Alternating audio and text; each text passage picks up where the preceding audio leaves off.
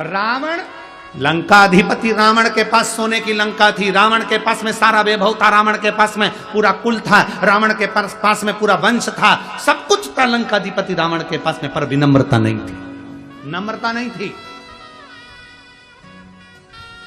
खुद सिंहासन पर बैठा था, हनुमान जी को जमीन पर बिठाना चाहता था,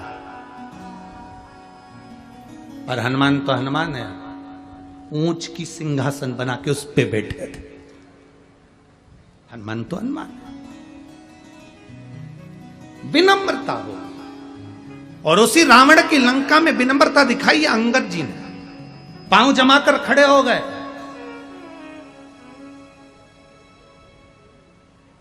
पांव जमाकर खड़े थे अंगद। एक व्यक्ति ने इस पे भी प्रश्न किया, इस पर भी लोगों ने प्रश्न करा कि हनुमान जी सीता जी का पता लगाने गए तो अंगद क्यों नहीं गया? जब अंगद इतना बड़ा विद्वान था कि पांव जमा कर खड़ा हो गया, तो अंगद में इतनी विद्वत्ता थी तो क्यों नहीं गया? हनुमान जी को तो याद ही नहीं था कि मुझ में इतना बल है, तो अंगद को तो याद था कि मुझ में बल है, फिर अंगद को जाना था। आखिर अंगद पहुंचा क्यों नहीं?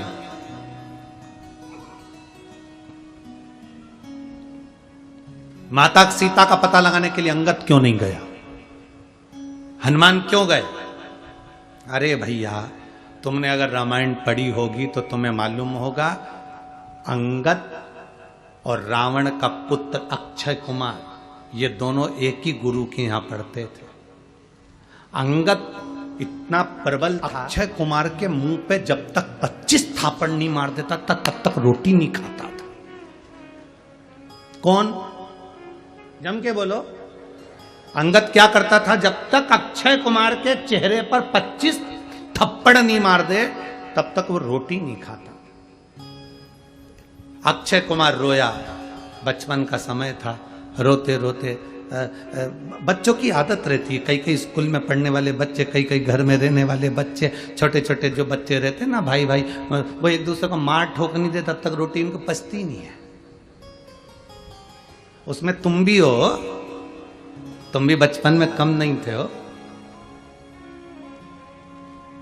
सबकी माता इतना सारा पोहा बनाकर, चिवड़ा बनाकर, चिवड़ा देती थी, ये तेरा है, ये तेरा है, ये तेरा।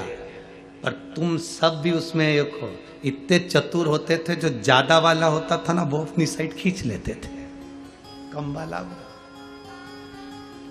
माँ चाय देती थी ना तो गिलास में नपती करते थे, कौन सा ज्यादा है, कौन सा कम है। अंगद का काम, अंगद बचपन में अक्षय कुमार को 2-3 थप्पड़ मार, 25 थप्पड़ मारे जब तक रोटी नहीं खा।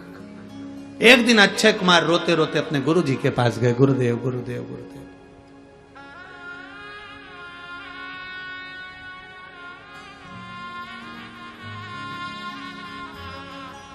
गुरुदेव, ये अंगद मुझे बहुत मारता, आप रक्षा भी नहीं करते।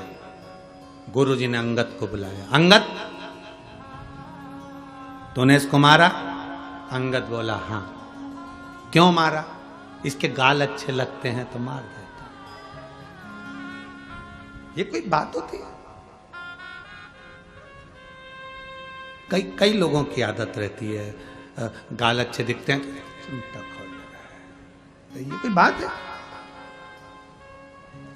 आज समझा रहा हूं अंगद तेरे को, आगे से अगर तूने ऐसी हरकत करी तो सोच लेना। अंगद करने लगा जी गुरुजी। अब अंगद के तो हाथ सल पड़ा। सो रहा था अक्षय कुमार, अंगद उसके पास में जाकर सो के जो 25 थप्पड़ धरता था। अब अंगद के थप्पड़ मारने से अक्षय कुमार रोते रोते, आज पहली बार रोते रोते गुरु के पास गए। गुरुजी गुरुजी गुरुजी। गुरुजी ने कहा क्या हुआ? अक्षय कुमार बोले कि अंगद ने फिर मारा। बुलाओ उस अंगद को। अंगद को रात्रि के समय पर बुलाकर गुरुजी ने कहा, अंगद श्राप देता हूं तुझको, अगर अब अक्षय कुमार के सामने भी पहुंच गया तो तू उसी समय पर मर जाएगा। शब्द सुनते से अंगद के पिता अंगद को ले गए, अक्षय कुमार के पिता अक्षय कुमार को ले गए। रावण को यह मालूम था कि अंगद बानर अगर यहां लंका में पहुंच गया और मेरे बेटे अक्षय कुमार, इसलिए रावण ने किसको भेजा था सबसे पहले? अक्षय कुमार को, क्योंकि उसको नहीं मालूम था कि हनुमान जी आए। उसको तो लगा कि सबसे वीर अंगद आया है, अंगद आया होगा तो अक्षय कुमार के सामने आते से मर जाएगा। और यह बात जामवंत जानते थे, इसलिए जामवंत ने हनुमान जी को लंका में भेजा सीता जी का पता लगाने के लिए, पर अंगद को नहीं भेजा। और हनुमान जी ने सबसे पहला काम क्या करा? अक्षय कुमार को निपटाया, क्योंकि उसको मालूम है अंगद आएगा तो पहले लाइन क्लियर करते चल।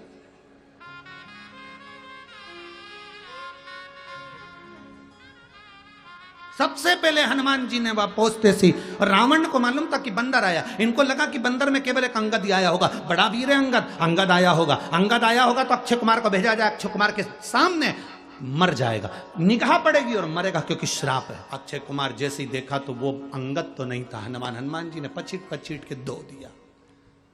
जो धोया वॉशिंग मशीन में जैसे कपड़े को धोते ऐसे।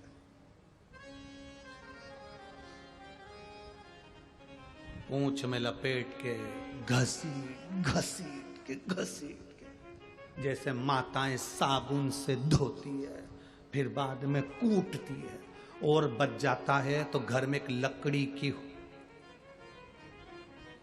बच्चे तो ग्राउंड में क्रिकेट खेलते हैं, ये सुबह से कपड़े धोती है।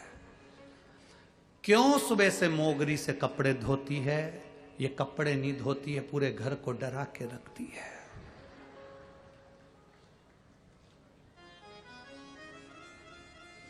किसी ने हमसे पूछा एक बार कथा में, हम कहीं की कथा की बात नहीं कर रहे हैं, हम धूलिया की बात कर रहे हैं। धूलिया में एक प्रश्न किया किसी ने, गुरुजी पति और पत्नी में सबसे ज्यादा वीर, सबसे ज्यादा बोल्ड, दमदार कौन होता है?